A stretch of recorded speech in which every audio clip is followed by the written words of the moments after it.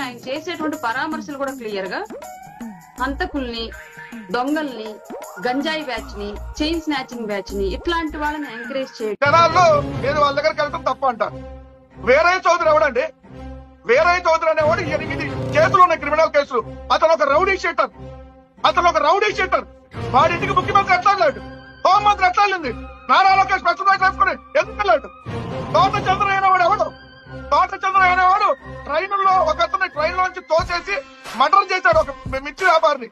ఆ మర్డర్ కేసులో చేరికెళ్ళొచ్చినాడు. వాడు పాడిపోసాడు చంద్రబాబు నాయుడు. ఏమండి వాళ్ళ చేత సంసారమా? చింతమనేని ప్రభాకర్ ఎవడండి? స్వాతంత్ర సమరయోధుడా? చోళకండ బ్రహ్మారెడ్డి స్వాతంత్ర సమరయోధుడా? వాళ్ళే రౌడీ షెట్లకి ఎమ్మెల్యే సీట్లు వచ్చు, రౌడీ షెట్లు పాడిపోయొచ్చు, రౌడీ షెట్లు ఇళ్ళకెళ్ళొచ్చు, రౌడీ షెట్లు హత్య చేస్తే విచారణ కోసం పెద్ద పెద్ద బృందాలను పంపించవచ్చు. జగన్మోహన్ రెడ్డి గారు 3 గుర్రాలని అత్యంత దారుణంగా కిరాతకంగా హింసిస్తే బహిరంగంగానే పోలీసులు వాళ్ళ కుటుంబంలో ఒక ఆడపిల్ల ఉంది, పెళ్లి కావాల్సినటువంటి పిల్ల, ఆ పిల్లకి సంబంధాలు రావు.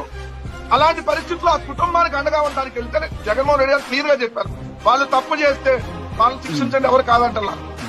మరి వీళ్ళందరినీ నడి రోడ్డు మీద చావబాదాలి కదా మీరు అన్నట్టుగా. ఏది మిగిలిన తప్పులు చేసిన వాళ్ళందరినీ, కేసులున్న ప్రతి ఒక్కరిని కొట్టుకుంటా ఇలా పోతే మరి అందరినీ కొట్టాలి కదా. పొలిటీషియన్ ని కొట్టాలి, ఆ మీడియా రిపోర్టర్